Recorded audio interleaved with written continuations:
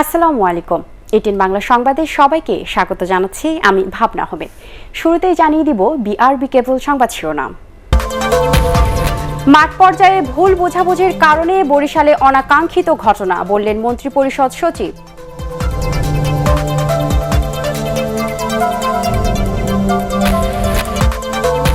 Corona ভ্যাকসিনের প্রথম ও দ্বিতীয় ডোজের মধ্যে সময়ের ব্যবধান কমিয়ে আনার চিন্তা করছে সরকার, জানালেন স্বাস্থ্যমন্ত্রী।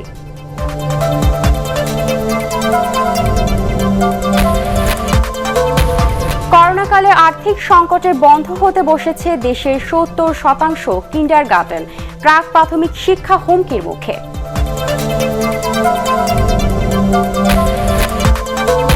স্থগিত হওয়া সিলেট ৩ আসনের উপনির্বাচন ৪ সেপ্টেম্বর। নারায়ণগঞ্জ সিটি কর্পোরেশন সহ মেয়াদ শেষ হওয়া সকল নির্বাচন এবছরই শেষ করতে চায় ইসি।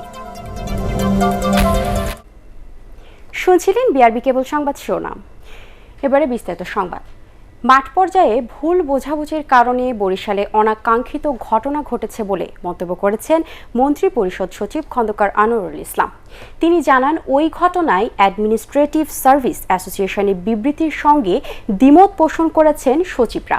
এদিকে পরিস্থিতি স্বাভাবিক করতে প্রশাসনের সাথে সিটি কর্পোরেশন ও আওয়ামী লীগ নেতাদের সমঝোতা বৈঠক হয়েছে। আর জানাচ্ছেন শফিকুল ইসলাম শামীম। বরিশাল বিভাগীয় কমিশনার সাইফুল হাসানের সরকারি বাসভবনে কয়েক ঘন্টার বৈঠক শেষে বিভাগীয় কমিশনারের বাড়ির সামনে প্রশাসনের কর্মকর্তা, মেয়র ও আওয়ামী লীগ নেতাদের গ্রুপ ছবি স্বস্তি ফিরিয়ে আনে সাধারণ মানুষের মধ্যে। অল্প সময়ের মধ্যে ব্যাপারটা তারা যেন উপলব্ধি করতে পারছে, আমরা উপলব্ধি করতে পারছি বিদায় ব্যাপারটা ওইখানে তার সমাধান হয় আর কি।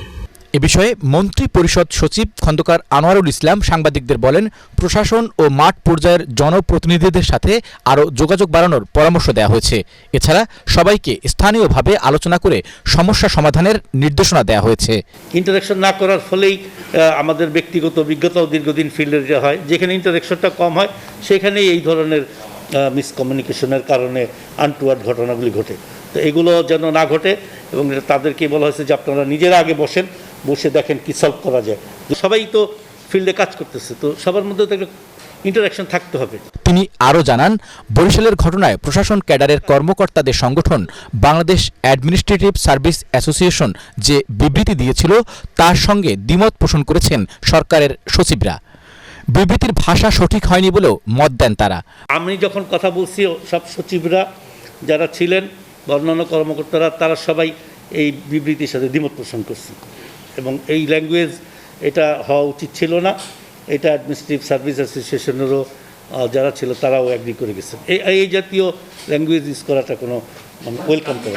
মন্ত্রিসভার বৈঠক শেষে সচিবালয়ে সাংবাদিকদের প্রশ্নের জবাবে মন্ত্রিপরিষদ সচিব এসব কথা বলেন। শফিকুল ইসলাম শামীম, 18 বাংলা, ঢাকা।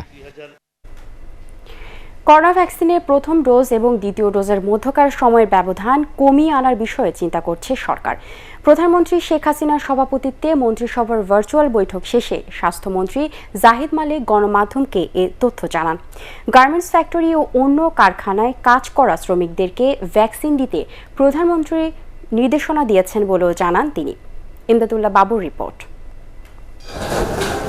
2 ডোজের মধ্যে 1 মাসের ব্যবধান রেখে দেশে দেয়া হচ্ছে করোনার টিকা। যদিও যুক্তরাজ্য সহ ইউরোপের কয়েকটি দেশে সময়ের এই ব্যবধান রাখা হয়েছে 15 থেকে 21 দিনের মধ্যে। সোমবার সচিবালয়ে মন্ত্রিপরিষদের বৈঠকে আলোচনা হয় এই প্রসঙ্গে। স্বাস্থ্যমন্ত্রী জানিয়েছেন, WHO-র সঙ্গে এ ব্যাপারে আলোচনা করবে বাংলাদেশ। টিকা কম থাকায় আপাতত গণটিকার কার্যক্রম আর নেওয়া হবে না বলেও জানান তিনি। প্রধানমন্ত্রী বলেছেন দ্বিতীয় ডোজের সময়টা একটু কমিয়ে দেওয়া যায় কিনা। এখন আমরা 1 মাস দিচ্ছি, এই 1 মাসের পরিবর্তে আমরা 15 দিন বা 20 দিন করে দিতে পারি কিনা, এই বিষয়টি আমাদেরকে দেখতে বলেছে। যদি সম্ভব হয় আমরা সেটাও করব। স্বাস্থ্যমন্ত্রী আরও জানান, একদিনে 20 লাখেরও বেশি মানুষ করোনার টিকা নিতে নিবন্ধন করছেন। টিকা পেতে SMS-এর জন্য দীর্ঘদিন যেন অপেক্ষা করতে না হয় সে ব্যাপারে নজর দেয়া হচ্ছে বলেও জানান মন্ত্রী। মাননীয় প্রধানমন্ত্রীও এ বিষয়ে বললেন শ্রমিকদেরকে ভ্যাকসিন দেওয়ার জন্য। শ্রমিকদেরকেও দেওয়া হয়েছে কিছু কিছু গার্মেন্টস। ওনারা চাচ্ছেন যে সকল ফ্যাক্টরির শ্রমিকদেরকে দেওয়া হোক। তা আমরা বলেছি যে পর্যায়ক্রমে ভ্যাকসিন প্রাপ্তি সাপেক্ষে আমরা সেটাও দিয়ে দিব। গণ কথাটা হয়তো আগামীতে ব্যবহার আমরা করব না। হাতে যখন যতটুকু টিকা আসবে এবং সেই টিকা দিয়ে যতগুলো লোককে দিতে পারবো অতগুলো লোককে আমরা ডাকবো। প্রধানমন্ত্রী শেখ হাসিনার সভাপতিত্বে অনুষ্ঠিত মন্ত্রিসভার বৈঠকে প্রতিবছর 18 অক্টোবর জাতীয়ভাবে শেখ রাসেল দিবস উদযাপন করার সিদ্ধান্ত নেওয়া হয়েছে। সচিবালয়ে ব্রিফিংয়ে মন্ত্রিপরিষদ সচিব খন্দকার আনোয়ারুল ইসলাম এই তথ্য জানান। নতুন আইন আকারে ইমদাদুল্লাহ বাবু, এটিএন বাংলা, ঢাকা।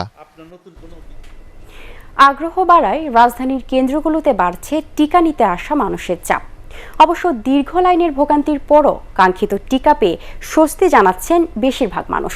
আরও জানাচ্ছেন নজিবুর রহমান। মালয়েশিয়া প্রবাসী বিল্লাল সকাল থেকে লাইনে দাঁড়িয়ে শেষ পর্যন্ত টিকা না নিয়েই বাড়ি ফিরেছেন। প্রবাসীদের অগ্রাধিকারের ভিত্তিতে ফাইজার মডার্নার টিকা দেওয়ার কথা থাকলেও টিকা কেন্দ্রে মিলছে অ্যাস্ট্রাজেনিকার প্রথম ডোজ। আমরা ভ্যাকসিন দেবো মডার্ন অথবা ফাইজার, তো সেখানে অ্যাস্ট্রাজেনিকা দিতেছে আমাদের। পরে নেক্সট টাইম যদি আমরা বেড়ে যাই তখন যদি নটা লাগাও তখন আমরা কী করবো? আমাদের ভোগান্তি এগুলো কে দেখবে? সকাল থেকেই নগরীর সব টিকা কেন্দ্রে ছিল মানুষের এমন ভিড়। বেলা বাড়ার সাথে সাথে চাপ কিছুটা কমলেও নির্ধারিত সময়ে টিকা দেওয়া শুরু না হয় ভোগান্তি বাড়ে টিকা প্রত্যাশীদের। 5:30 বাজে এখানে লাইনে দাঁড়াইছি, দাঁড়াতে থাকতে থাকতে এখন পাগুলা ব্যথা করতেছে। পেপারে আইসা বসে উঠেছি, পেপার নিয়ে। কালকে মেসেজ আসছে আজকে 23 থেকে আজকে আসছি টিকা দেওয়ার জন্য। সকাল 7টা বাজে আসছে, এখনো দাঁড়া রয়েছে, কেউ একজনও টানতেছে না। অ্যাস্ট্রাজেনেকা কোভিশিল্ডের দ্বিতীয় ডোজ যদি কেউ থেকে থাকেন সামনে আসেন। রাজধানীর বেশিরভাগ হাসপাতালে গড়ে প্রায় 1200 ডোজ টিকা দিচ্ছে প্রতিদিন। তবে এই কার্যক্রমকে শিগগিরই আরও গতিশীল করতে কাজ চলছে বলে জানান হাসপাতাল কর্তৃপক্ষ। আমরা SMS ঠিক ততজনকেই দিই যতটা টিকা আমরা পাই। যখন আমরা আগের রাতে যে জানি যে এতটা টিকা আমরা পাবো তখনই SMS দিই। তা তো কিছু মানুষ হয়তো দেখা যায় যে যেদিন SMS পায় সেদিন আসে না, পরে এসে ভিড় করে। আবার কিছু মানুষ হয়তো এটা সম্পর্কে জ্ঞাত না থাকার কারণে SMS ছাড়াই আসে। এটা হচ্ছে, কিন্তু খুব বেশি সমস্যা হচ্ছে না। সেই সাথে টিকা বরাদ্দ বাড়লে নতুন টিকা প্রত্যাশীরাও সময় মতো টিকা পাবে বলে জানান চিকিৎসকরা। নজিবুর রহমান, এটিএন বাংলা, ঢাকা।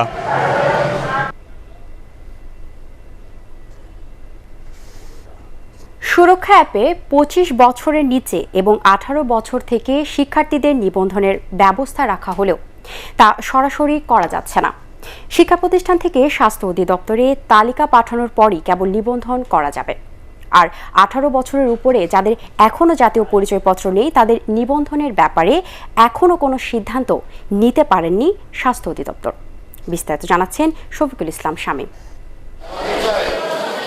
শিক্ষা প্রতিষ্ঠান খোলার উপযুক্ত পরিবেশ তৈরিতে 18 বছর হলেই নিবন্ধন। স্বাস্থ্য অধিদপ্তরের এমন সিদ্ধান্তে সবাই খুশি হলেও এ নিয়ে তৈরি হয়েছে নানা জটিলতা। কোভিডের টিকার নিবন্ধনের জন্য সুরক্ষা অ্যাপ্লিকেশনের পরিচয় যাচাই অপশনে 18 বছর বা তার বেশি বয়সী শিক্ষার্থীদের জন্য নতুন একটি অপশন খোলা হলেও তাতে নিবন্ধন করা যাচ্ছে না। জাতীয় পরিচয়পত্র থাকলেও শিক্ষা প্রতিষ্ঠান থেকে স্বাস্থ্য অধিদপ্তরের তালিকা পাঠানোর পরে নিবন্ধন করতে পারবে ওইসব শিক্ষার্থীরা। আর যাদের NID হয়নি তাদের আপাতত টিকা নেয়ারই কোনো সুযোগ নেই। তাহলে কেন শিক্ষার্থীদের জন্য এ ধরনের অপশন চালু করা হলো, এমন প্রশ্ন অভিভাবক এবং শিক্ষার্থীদের। তবে স্বাস্থ্য অধিদপ্তর বলছে এ ব্যাপারে এখনো আলোচনা চলছে। শিক্ষকদের টিকা দেওয়া হয়ে গেছে, এখন শিক্ষার্থীদের টিকা দেয়া যে কার্যক্রমটা চলমান আছে। এখন যাদের ন্যাশনাল আইডি আছে তাদেরটা দেয়া হচ্ছে। পরবর্তীতে যদি ন্যাশনাল আইডি তাদের পেতে দেরি হয় বা কী ব্যবস্থার মাধ্যমে দেওয়া যায়, জাতীয় পরামর্শ কমিটি, ভ্যাকসিন ডেভেলপমেন্ট কমিটি যারা আছে তারা একটা নির্দেশনা দিবেন, সেই নির্দেশনা অনুযায়ী সবাইকে ভ্যাকসিন দেওয়া হবে। ন্যাশনাল আইডি যাদের আছে তাদেরা টিকা নেওয়ার পরেও টিকা থাকছে, তখন হার্ড কপি সংরক্ষণ করে হার্ড কপিতে নিয়েও টিকা কার্যক্রম চলবে। এদিকে কেন্দ্রগুলোতে শিক্ষার্থীদের টিকা নেয়ার বিষয়ে এখনো কোনো নির্দেশনা দেয়নি স্বাস্থ্য অধিদপ্তর। ছাত্রদের কিন্তু NID নাই, তাদের কিভাবে দেওয়া যায় এটা খুব অ্যাক্টিভ চিন্তা ভাবনা চলছে। খুব তাড়াতাড়ি আমরা হয়তো এভাবে ব্যবস্থা জানতে পারবো। চলতি বছরের শুরুতে বয়সসীমা নির্ধারণ করা হয় 55 বছর, পরবর্তী সময়ে কমিয়ে 40, এরপর আরও 2 দফা বয়সসীমা কমিয়ে করা হয় 30 বছর। বর্তমানে সাধারণ নাগরিকদের ক্ষেত্রে চলছে 25 বছর, আর শিক্ষার্থীদের ক্ষেত্রে সর্বনিম্ন বয়স নির্ধারণ করা হয়েছে 18 বছর। টিকা কার্যক্রমের বিস্তৃতি বাড়াতে নানা উদ্যোগ নেওয়া হলেও কিছু কারিগরি দুর্বলতার কারণে বিভ্রান্তিতে পড়তে হচ্ছে টিকা প্রত্যাশীদের। 18 বছরের উপরের শিক্ষার্থীরা এখন থেকে নিবন্ধন করে টিকার আওতায় আসার সুযোগ থাকলেও NID কার্ড ছাড়া তা সম্ভব হচ্ছে না। তাই শিক্ষা প্রতিষ্ঠানের মাধ্যমে আলাদা তালিকা তৈরি করে তাদেরকে টিকার আওতায় আনা যায় কিনা সে বিষয়টি দেখার জন্য অনুরোধ জানিয়েছেন শিক্ষক, অভিভাবক সহ সর্বস্তরের মানুষ। শফিকুল ইসলাম শামীম, এটিএন বাংলা, ঢাকা। করোনা আক্রান্ত হয়ে দেশে আরও 117 জনের মৃত্যু হয়েছে। গেল 7 সপ্তাহের মধ্যে এটি সবচেয়ে কম মৃত্যুর হার। এর আগে গত 30 জুন 115 জনের মৃত্যুর খবর জানিয়েছিল স্বাস্থ্য অধিদপ্তর। গেল একদিনই নতুন করে আক্রান্ত হয়েছেন 5717 জন। পরীক্ষা বিবেচনায় সংক্রমণের হার কমে দাঁড়িয়েছে 15.54%। স্বাস্থ্য অধিদপ্তর থেকে পাঠানো বিজ্ঞপ্তিতে আরও জানানো হয় 773টি ল্যাবে গেল 24 ঘন্টায় 36,789 জনের নমুনা পরীক্ষা করা হয়েছে। এছাড়াও গেল দিনে করোনা থেকে সুস্থ হয়েছেন 8,982 জন। করোনায় আর্থিক সংকটে পড়ে সারা দেশের অন্তত 10% কিন্ডারগার্টেন স্কুলেরই কোনো অস্তিত্ব নেই বলে জানিয়েছেন কিন্ডারগার্টেন অ্যাসোসিয়েশন। 20% টিকে আছে নিজস্ব ভবনে, আর বাকি 70% কিন্ডারগার্টেনের অবস্থা নিভু প্রায়। বিশেষজ্ঞরা মনে করেন অল্প সময়ের মধ্যে স্বাস্থ্যবিধি মেনে শিক্ষা প্রতিষ্ঠান না খুললে প্রাথমিক পর্যায়ের শিক্ষা হুমকির মুখে পড়বে। আদ্দিন সজীবের রিপোর্ট। ছোলা, ডালসহ নিত্য প্রয়োজনীয় পণ্য সারি সারি সাজানো দেখে মনে হবে একটি মুদি পণ্যের দোকান, কিন্তু এটি একটি স্কুলের ক্লাসরুম। করোনায় শিক্ষা প্রতিষ্ঠান বন্ধ বহুদিন, দিনে দিনে অসহায় হয়ে চিলড্রেন্স একাডেমির প্রধান ইজাজ মাহমুদ এখন নিত্য পণ্যের দোকানদার। ল্যান্ডলর্ড যদি আমাদেরকে বলেন আপনার অনেক টাকা বকেয়া পড়েছে, তাহলে আমার তো আর করার কিছু না, আমাকে সোজাসুজি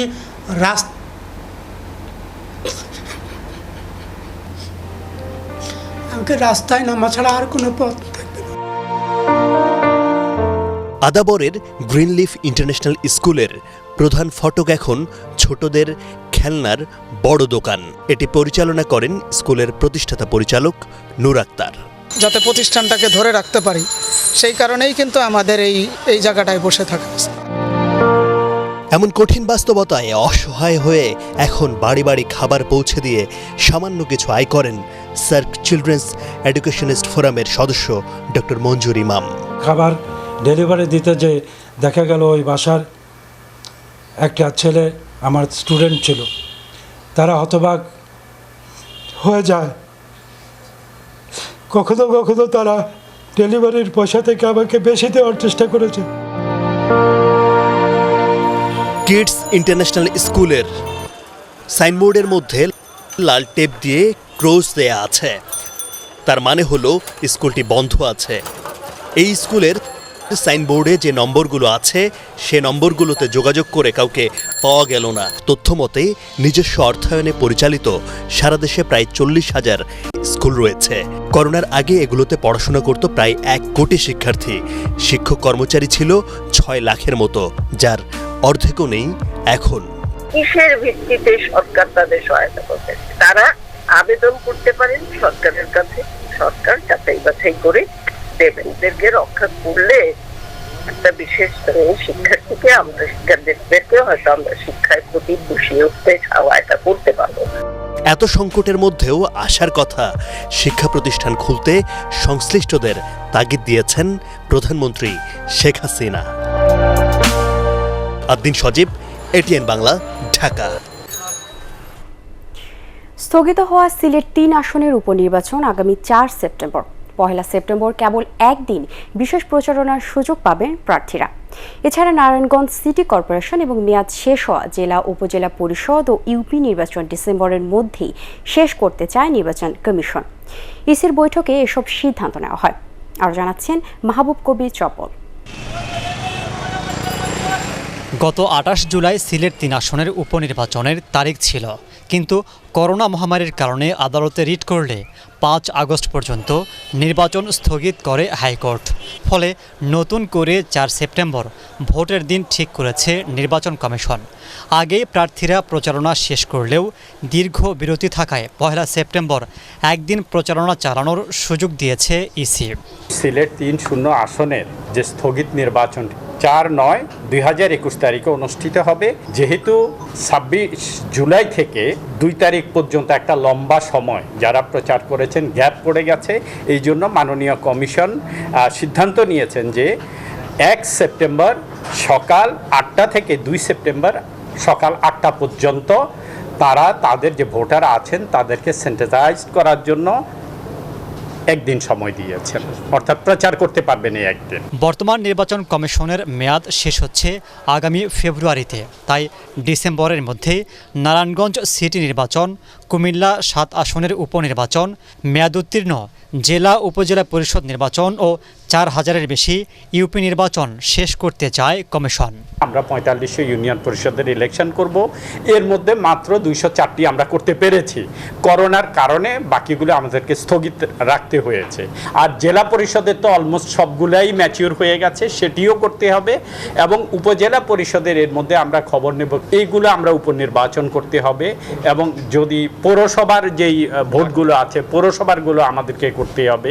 এবং নারায়ণগঞ্জ সিটি কর্পোরেশন, এই সবগুলো ইলেকশন কমিশনের সিদ্ধান্ত হয়েছে যে ডিসেম্বরের মধ্যে করবেন। অল্প সময়ে এসব নির্বাচন শেষ করতে ব্যাপক প্রস্তুতি নিচ্ছে নির্বাচন কমিশন। মাহবুব কবির চপল, এটিএন বাংলা, ঢাকা। অবশেষে বহুল আলোচিত টেকনাফের মেইন ড্রাইভে অবসরপ্রাপ্ত মেজর সিনহা হত্যা মামলার বিচারিক কার্যক্রম শুরু হলো। নিহত সিনহার বড় বোন মামলার বাদী শারমিন শাহরিয়ার ফেরদৌসী এদিন আদালতে সাক্ষ্য দেন। আদালতে উপস্থিত ছিলেন বরখাস্তকৃত ওসি প্রদীপ সহ মামলার 15 জন আসামি। রিপোর্ট করছেন শারমিন রিহা। সাক্ষ্য গ্রহণের নির্ধারিত দিনে সোমবার সিনহা হত্যা মামলার 15 আসামিকে আদালতে হাজির করে পুলিশ। আসামিদের উপস্থিতিতে এদিন আদালতে সাক্ষ্য দেন এই মামলার বাদী শারমিন শাহরিয়ার ফেরদৌসী। আর এ সাক্ষ্য গ্রহণের মধ্য দিয়েই শুরু হলো আলোচিত এই মামলার আনুষ্ঠানিক বিচার কাজ। Public prosecutor advocate Faridul Alam জানান, মামলার বাদী ছাড়াও এদিন সাক্ষ্য দেবেন সিনহার সঙ্গী শহীদুল ইসলাম শিফাত ও টেকনাফের মিনাবাজার এলাকার মোহাম্মদ আলী। আলোচিত এ মামলায় মোট 83 জন সাক্ষ্য দেবেন। সিনহার যে হত্যাকাণ্ডের ব্যাপারে উনি প্রস্তাবিত দরখাস্ত এবং উপস্থিত সাক্ষীদের সাক্ষ্যে থেকে শুনে উনি যে দরখাস্ত করেছেন আয়ুর সাথে যিনি যোগাযোগ রেখে যেসব আসামিদের নাম সাহসিতে আসছে তাদের বিরুদ্ধে উনি আজকে সাক্ষ্য প্রদান করেছেন। রাষ্ট্রপক্ষের এই আইনজীবী আরও জানান, সাক্ষ্য গ্রহণ চলবে টানা 3 কার্যদিবস। এরই মধ্যে সাক্ষ্য গ্রহণের নির্ধারিত দিনে আদালতে হাজির থাকতে 15 জন সাক্ষীকে নোটিশ দেওয়া হয়েছে। পর্যায়ক্রমে বাকি সাক্ষীরা সাক্ষ্য দেবেন।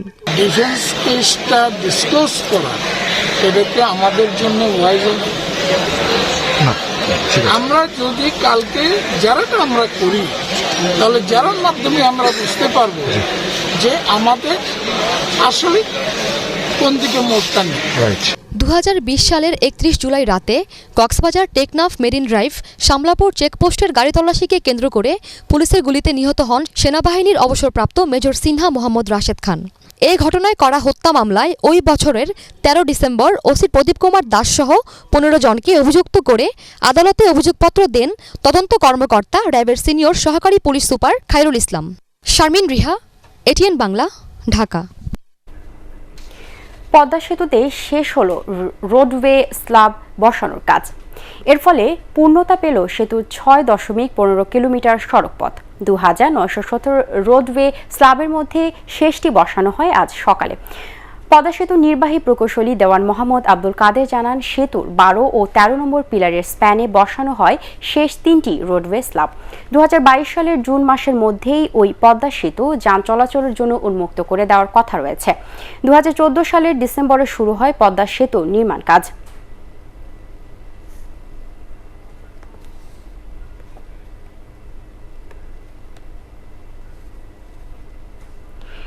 অরেঞ্জ শপের বিরুদ্ধে 1100 কোটি টাকা আত্মসাতের অভিযোগে করা মামলায় প্রতিষ্ঠানটির মালিক সোনিয়া মেহজাবিন, তার স্বামী মাসুকুর রহমান এবং প্রতিষ্ঠানটির চিফ অপারেটিং অফিসার আমানুল্লাহর 5 দিন করে রিমান্ড মঞ্জুর করেছেন আদালত। মামলার সুষ্ঠু তদন্তের জন্য সোনিয়া দম্পতি সহ 3 জনের 10 দিন করে রিমান্ডে নিতে আবেদন করেন মামলার তদন্তকারী কর্মকর্তারা। শুনানি শেষে ঢাকা মহানগর হাকিম মোর্শেদ আল মামুন ভুইয়া এই রিমান্ড মঞ্জুর করেন। হাজার কোটি টাকা আত্মসাতের অভিযোগে প্রতিষ্ঠানটির বিরুদ্ধে মামলা করে এক ভুক্তভোগী।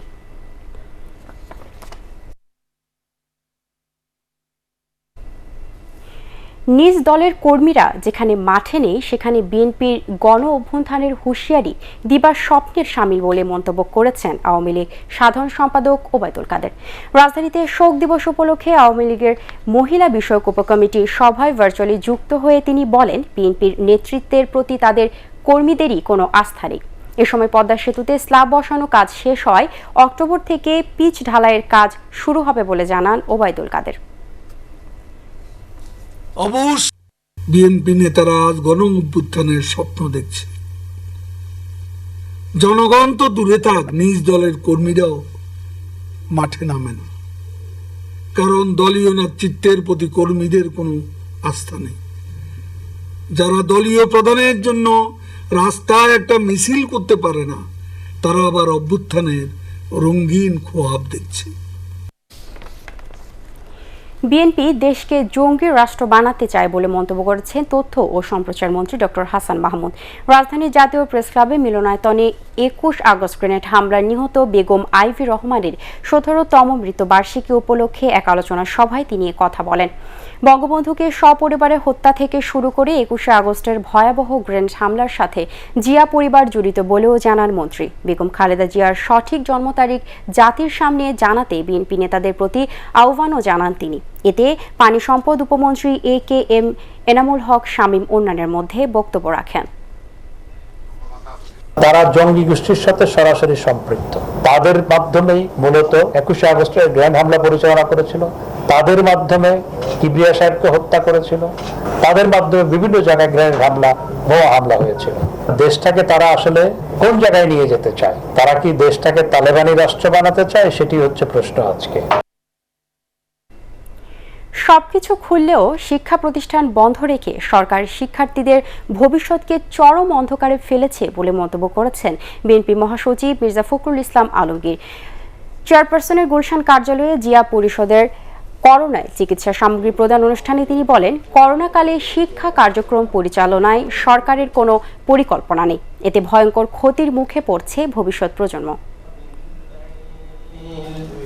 হঠাৎ করেই কঠোর লকডাউন টকডাউন সমস্ত উধাও হয়ে গেল, একটা জিনিসই খুলছে না, তা হচ্ছে শিক্ষা প্রতিষ্ঠান। অর্থাৎ বাংলাদেশের ভবিষ্যৎ প্রজন্ম যেন শিক্ষা না পায় সেই ব্যবস্থা তারা করছে।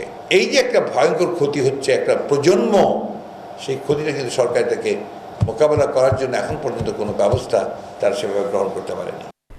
রাজধানীর উত্তরায় দক্ষিণখান এলাকার একটি ক্লিনিকে অবৈধভাবে মডার্না টিকা দেওয়ার অভিযোগে গ্রেপ্তার প্রতিষ্ঠানটির মালিক বিজয় কৃষ্ণ তালুকদারের ২ দিনের রিমান্ড মঞ্জুর করেছে আদালত। সোমবার তাকে আদালতে হাজির করে পুলিশ ১০ দিনের রিমান্ড চায় মামলার তদন্তকারী কর্মকর্তা। সম্প্রতি দক্ষিণখানে দরিদ্র পরিবার সেবা নামের ক্লিনিকটিতে অভিযান চালায় পুলিশ। এ সময় সেখান থেকে মডার্নার ২টি অ্যাম্পল পাওয়া যায়। এছাড়া টিকার আরও ২২টি খালি বাক্স উদ্ধার করে পুলিশ। পরে তার বিরুদ্ধে দক্ষিণখান থানায় বিশেষ ক্ষমতা আইনে মামলা করে পুলিশ। ফরিদপুরে পদ্মা নদীর পানি বৃদ্ধি অব্যাহত রয়েছে। গোয়ালন্দ পয়েন্টে পদ্মা নদীর বিপদসীমা ৫১ সেন্টিমিটার উপর দিয়ে পানি প্রবাহিত হচ্ছে। ফলে জেলার সদর উপজেলার নর্থ চ্যানেল ও ডিক্রিরচর ইউনিয়নে প্রতিদিনই নদী গর্ভে চলে যাচ্ছে ফসলি জমি ও বসতভিটা। চরভদ্রাসন ও সদরপুর উপজেলার নতুন নতুন গ্রাম প্লাবিত হচ্ছে। সিরাজগঞ্জে গত ২৪ ঘন্টায় কাজীপুর পয়েন্টে পানি কমলেও শহর রক্ষা বাঁধ পয়েন্টে পানি বৃদ্ধি অব্যাহত রয়েছে।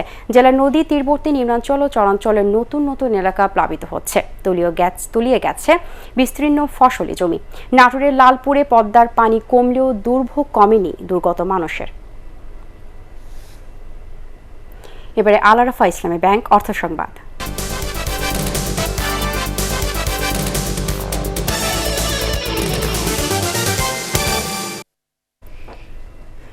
মুজিব বর্ষ উপলক্ষে সাভারের আশুলিয়ায় চামড়া গবেষণা ইনস্টিটিউটে জাতির জনক বঙ্গবন্ধু শেখ মুজিবুর রহমানের মুরাল উদ্বোধন করা হয়েছে। উদ্বোধন করেন বাংলাদেশ বিজ্ঞান ও শিল্প গবেষণা পরিষদের চেয়ারম্যান অধ্যাপক ডক্টর আফতাব আলী শেখ। পরে সেখানে বিভিন্ন ফলদ ও ভেষজ গাছের চারা রোপণ করা হয়।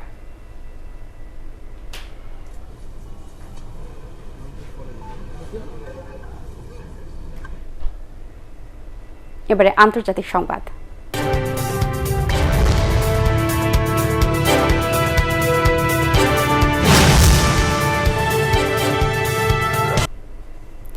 বিশ্বে অন্তত ৭.৭ কোটি মানুষ রয়েছেন বিশুদ্ধ পানির তীব্র সংকটে। এছাড়া আরও প্রায় ৩০ কোটি মানুষের সুপেয় পানি সংগ্রহ করতে গড়ে পাড়ি দিতে হয় 2 কিলোমিটারের বেশি পথ। সুইডেনের স্টকহোম ইন্টারন্যাশনাল ওয়াটার ইনস্টিটিউট আয়োজিত বিশ্ব পানি সপ্তাহের ভার্চুয়াল সম্মেলনে এসব তথ্য জানানো হয়। সম্মেলনে অংশ নিয়েছেন ১৭০টি দেশের সহস্রাধিক প্রতিনিধি। এবারের আসরে কার্বন নিঃসরণ, প্রাকৃতিক সম্পদ রক্ষা ও টেকসই উন্নয়ন নিশ্চিতের বিষয়গুলো প্রাধান্য পাবে। বিশ্বের সাম্প্রতিক সময়ে জলবায়ু পরিবর্তনের নেতিবাচক প্রভাব মোকাবেলায় বিশ্ব সম্প্রদায়কে একসাথে কাজ করার বিষয়গুলো উঠে আসবে এবারের সম্মেলনে।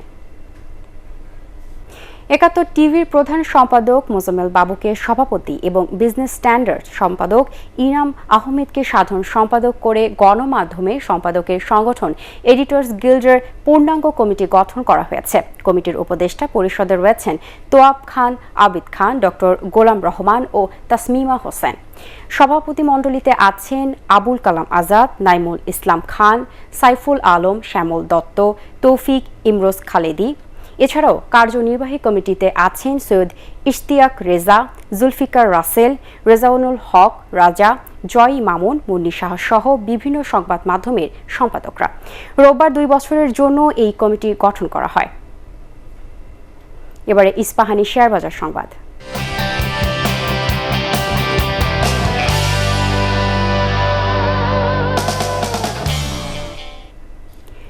পুঁজিবাজারে তালিকাভুক্ত কোম্পানি বাটা শু লিমিটেডের পরিচালনা পর্ষদের সভা ২৬ আগস্ট দুপুর 2:50 অনুষ্ঠিত হবে। সভায় কোম্পানিটির এ বছরের 30 জুন পর্যন্ত সমাপ্ত দ্বিতীয় প্রান্তিকের অনিরীক্ষিত আর্থিক প্রতিবেদন পর্যালোচনা করা হবে। পর্ষদ প্রতিবেদনটি অনুমোদন দিলে তা প্রকাশ করা হবে। আগের প্রান্তিকে কোম্পানিটির শেয়ার প্রতি লোকসান হয়েছিল 3 টাকা 58 পয়সা।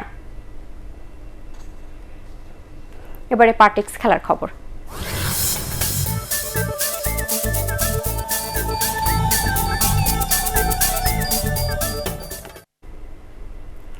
বাংলাদেশের বিপক্ষে 5 ম্যাচের টি-20 সিরিজ খেলতে মঙ্গলবার দুপুরে ঢাকায় আসছে নিউজিল্যান্ড ক্রিকেট দল। বিমানবন্দরের আনুষ্ঠানিকতা শেষে ক্রিকেট দলকে নিয়ে যাওয়া হবে হোটেল ইন্টারকন্টিনেন্টালে। সেখানে 3 দিনের কোয়ারেন্টাইনে থাকবে সফরকারী দল। এর মধ্যে একাধিকবার করোনা টেস্ট করা হবে তাদের। 3 দিনের কোয়ারেন্টাইন শেষে আগামী 27 আগস্ট থেকে অনুশীলনের কথা রয়েছে নিউজিল্যান্ড ক্রিকেট দলের। এছাড়া সুরক্ষা বলয় নিশ্চিত করতে বাংলাদেশ দলও 24, 25 এবং 26 আগস্ট 3 দিনের কোয়ারেন্টাইনে থাকবে বলে জানান বিসিবির চিকিৎসক ডক্টর দেবাশিস চৌধুরী। আগামী 1 সেপ্টেম্বর থেকে মিরপুরে শুরু হবে 2 দলের টি-20 series. New Zealand team, Bangladesh team এবং অন্যান্য যারা খেলা পরিচালনাকারী সদস্য আছেন সবাই 24, 25 এবং 26 3 দিনের রুম কোয়ারেন্টাইন করবেন হোটেলে এবং এই 3 দিনে 2 দফায় টেস্ট হবে এবং টেস্ট রিপোর্টের ভিত্তিতে সবাই 27 তারিখ থেকে তাদের প্র্যাকটিস এবং অন্যান্য কার্যক্রম শুরু করতে পারবেন। 6 গোলের রোমাঞ্চকর ম্যাচে স্প্যানিশ লিগে লেভান্তের সাথে 3-3 গোলে ড্র করেছে রিয়াল মাদ্রিদ। অন্যদিকে ইংলিশ প্রিমিয়ার লিগে পয়েন্ট হারিয়েছে ম্যানচেস্টার ইউনাইটেড। তবে আর্সেনালের বিপক্ষে চেলসি পেয়েছে 2-0 গোলের জয়।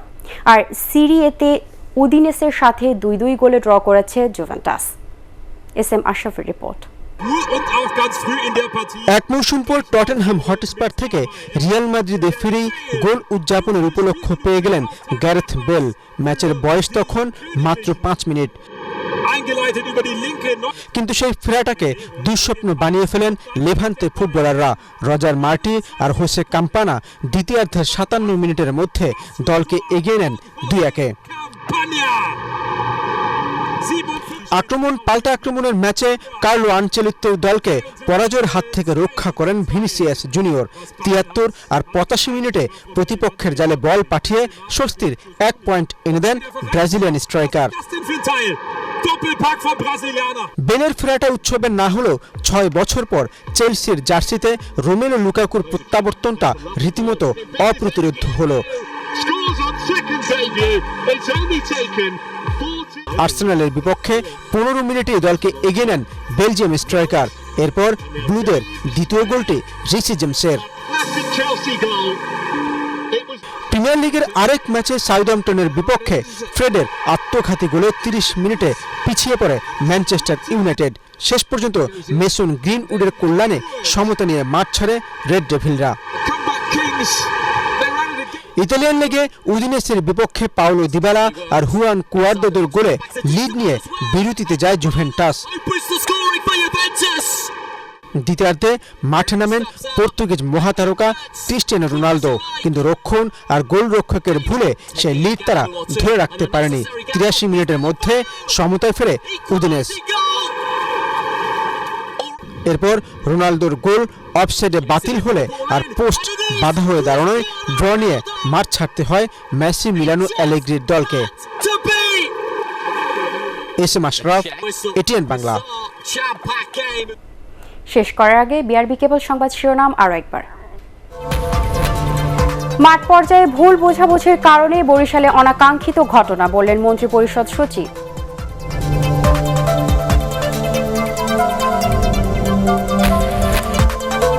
করোনা ভ্যাকসিনের প্রথম ও দ্বিতীয় ডোজের মধ্যে সময়ের ব্যবধান কমিয়ে আনার চিন্তা করছে সরকার, জানালেন স্বাস্থ্যমন্ত্রী।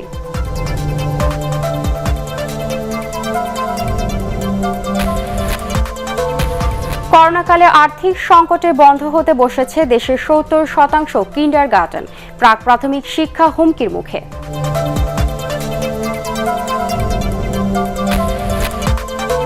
স্থগিত হওয়া সিলেট 3 আসনের উপনির্বাচন 4 সেপ্টেম্বর। নারায়ণগঞ্জ সিটি কর্পোরেশন সহ মেয়াদ শেষ হওয়া সকল নির্বাচন এ বছরই শেষ করতে চায় ইসি। পরবর্তী সংবাদ দেখার আমন্ত্রণ জানিয়ে এখনকার মতো শেষ করছি। করোনা ভাইরাস থেকে নিজেকে সুরক্ষিত রাখতে মাস্ক পরুন এবং বারবার হাত পরিষ্কার করুন। এছাড়া এটিএন বাংলার সংবাদ ইউটিউবে দেখে ব্রাউজ করুন, youtube/ATN Bangla News। ধন্যবাদ সবাইকে।